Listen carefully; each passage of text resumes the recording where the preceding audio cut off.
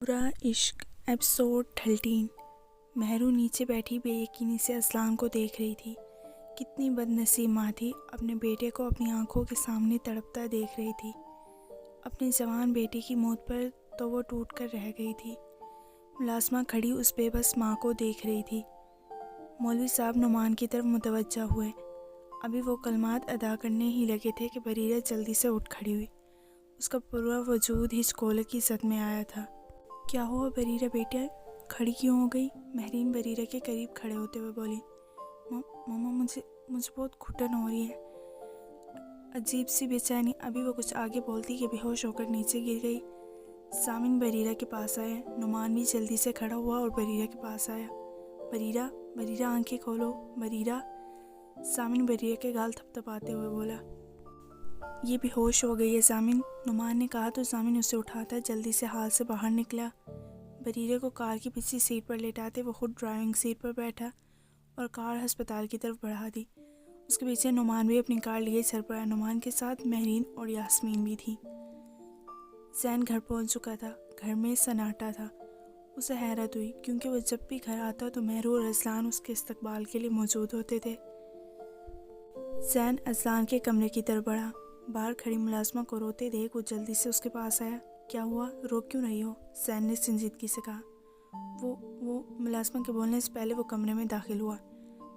سامنے کا منظر دیکھ وہ ساکت ہوا تھا۔ اس کے قدم لڑکھڑائے تھے۔ سامنے اذلان کا وجود بے سود زمین پر پڑا تھا اور مہرو دونوں ہاتھ زمین پر رکھے سر جھکائے رو رہی تھی۔ زین جلدی سے آگے بڑھا۔ وہ پنجوں کے بل بیٹھا، اذلان کے گال پر ہاتھ رکھا، پھر اس نے کانپتے ہاتھوں سے اس کی نبض چیک کی۔ ایک پل کو اس کی سانسیں رکی تھی۔ اس نے بھیگی آنکھوں سے اذلان کو دیکھا۔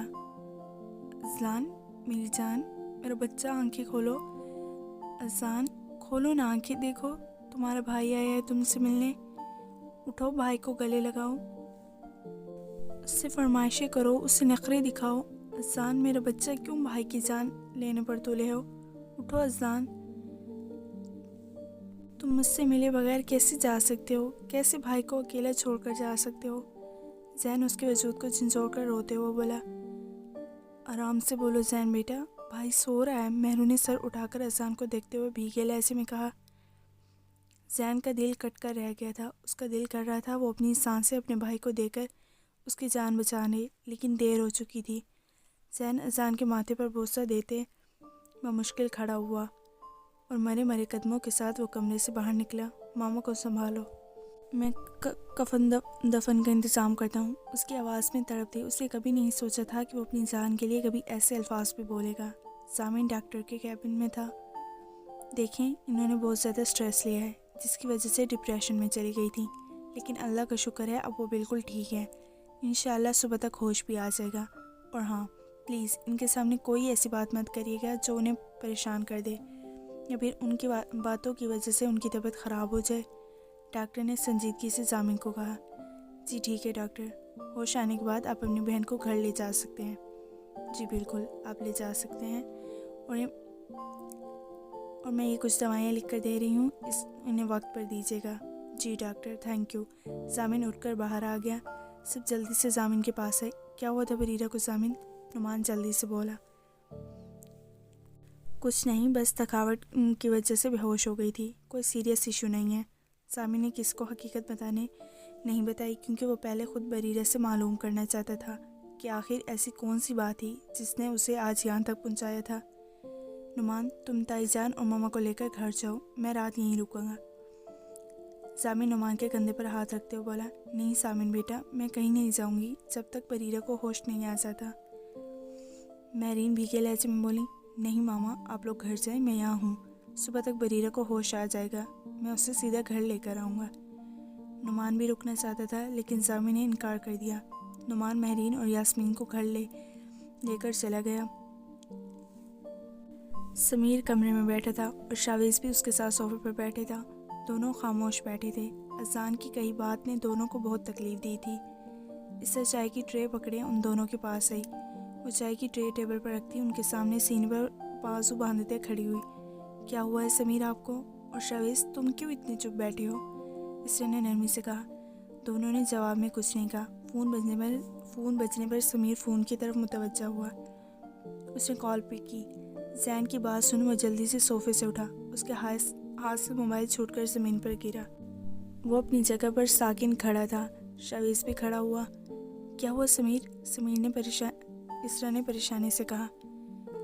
اذلان، کیا ہوا اذلان کو؟ شاویز سمیر کی بات کاٹتے ہوئے جلدی سے بولا۔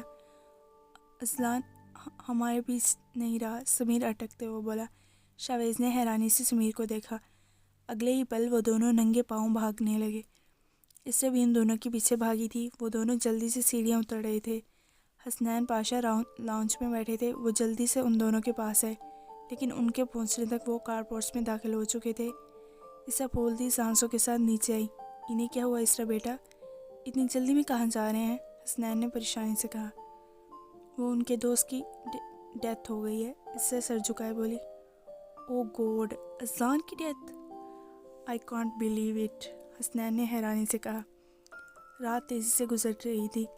گھر میں قیامت برپا تھی۔ لاؤنج میں صوفے کی جگہ سفید چادریں بچھی ہوئی تھیں۔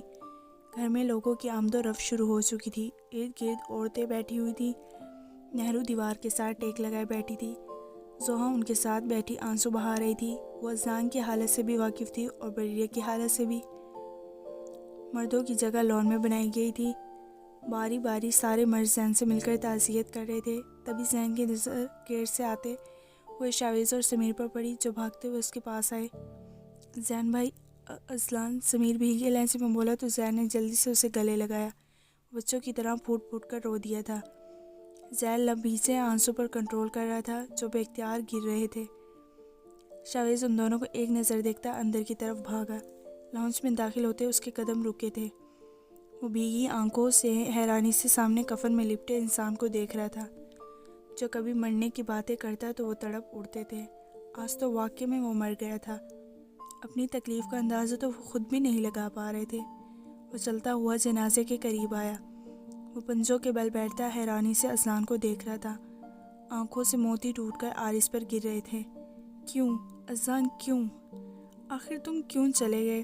تم نے کسی پر ترس نہیں کھایا؟ اٹھو اذلان، ہمیں جواب دو۔ میں جانتا ہوں تم سن رہے ہو۔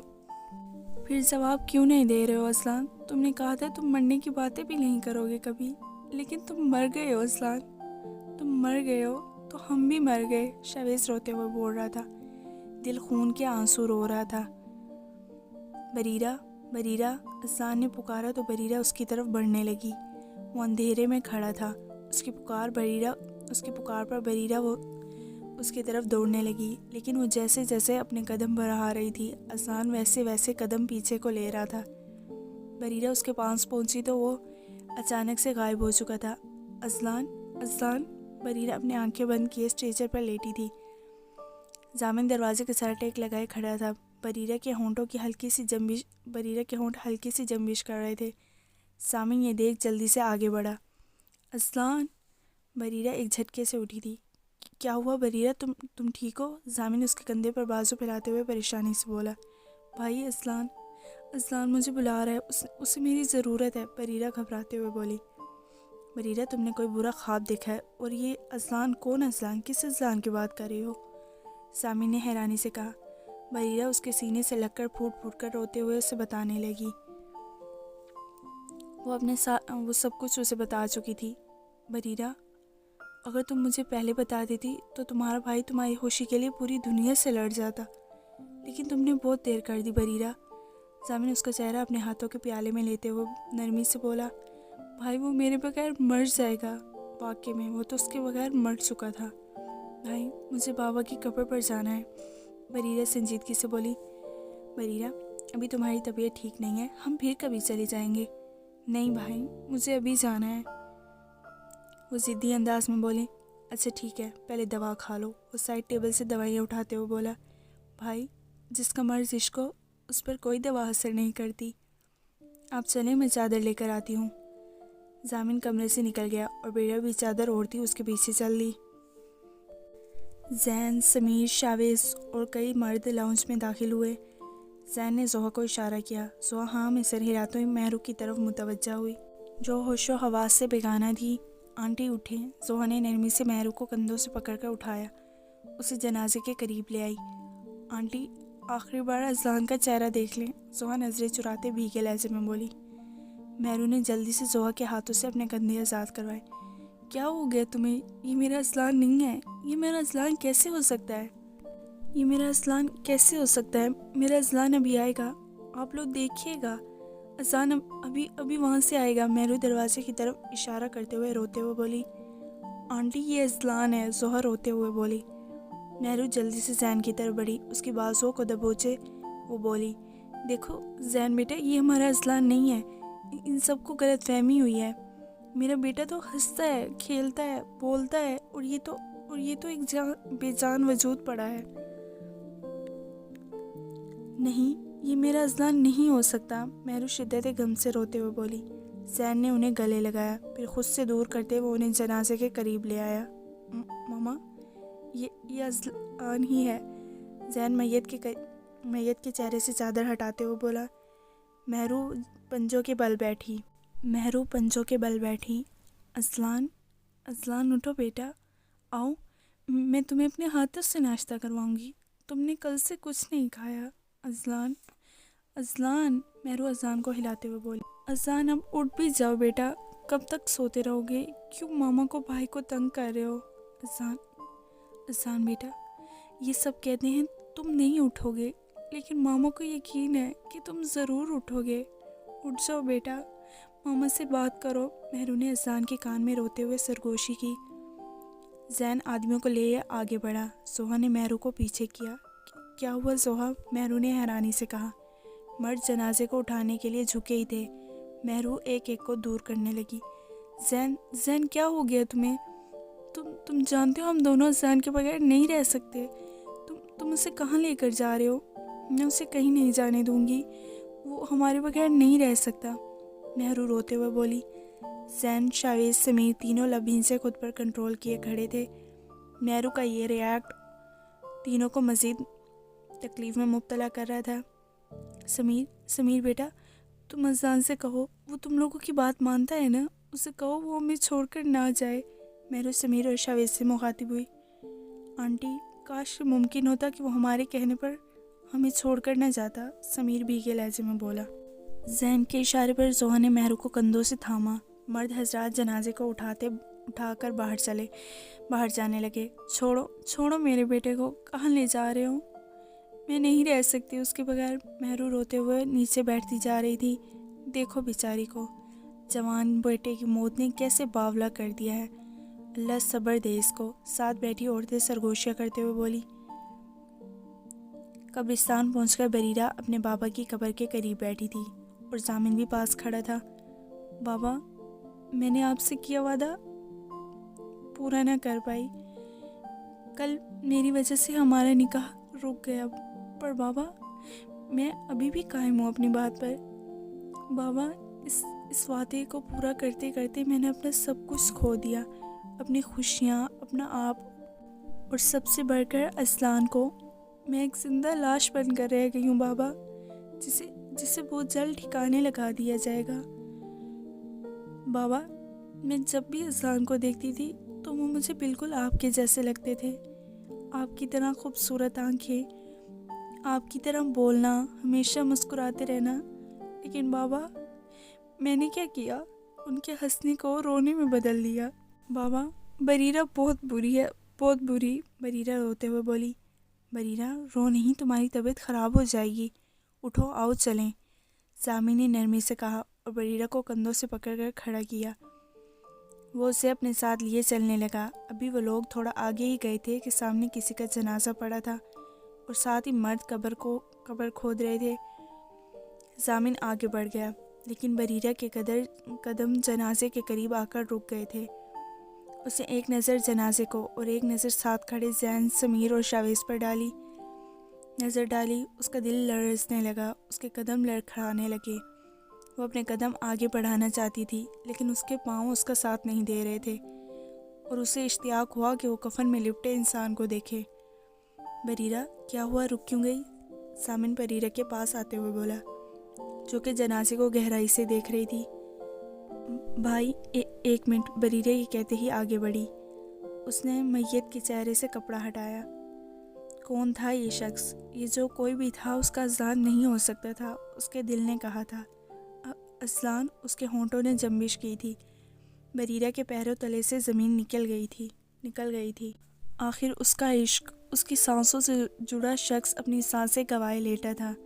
بریرہ 2 قدم پیچھے کوئی، اپنے کانپتے ہاتھوں کو اپنے چہرے پر رکھا اور شدت غم سے اتنی زور سے چیخی کہ وہاں پر موجود لوگوں کے رونگٹے کھڑے ہو گئے۔ زین، شاویز، سمیر اور زامن سمیت سب لوگ اسے حیرانی سے دیکھنے لگے۔ بریرہ نے اپنے دونوں ہاتھ اپنے کانوں پر رکھے جس میں اذلان کی کئی باتیں گونج رہی تھیں۔ آپ میرے جسم میں روح کی مانند ہیں۔ اگر آپ مجھ سے جدا ہوں گی تو میرا جسم بے جان ہو جائے گا۔ ہو سکتا ہے چند دنوں میں مر جاؤں۔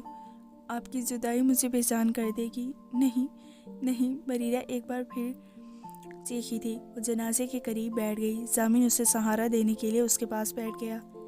اذلان، میں نے خود سے دور جانے کا کہا تھا، سب سے دور جانے کا نہیں۔ آپ نے تو کہا تھا آپ کی چلتی سانسیں میرے جینے کا سبب ہے بریرہ، پر اذلان میری سانسیں تو چل رہی ہیں، تو پھر آپ زندہ کیوں نہیں؟ اٹھے اذلان، مجھے جواب دے۔ آپ میرے ساتھ ایسا نہیں کر سکتے۔ آپ تو مجھے روتا ہوا نہیں دیکھ سکتے تھے اذلان۔ دیکھیں، آج آپ کی بریرہ رو رہی ہے۔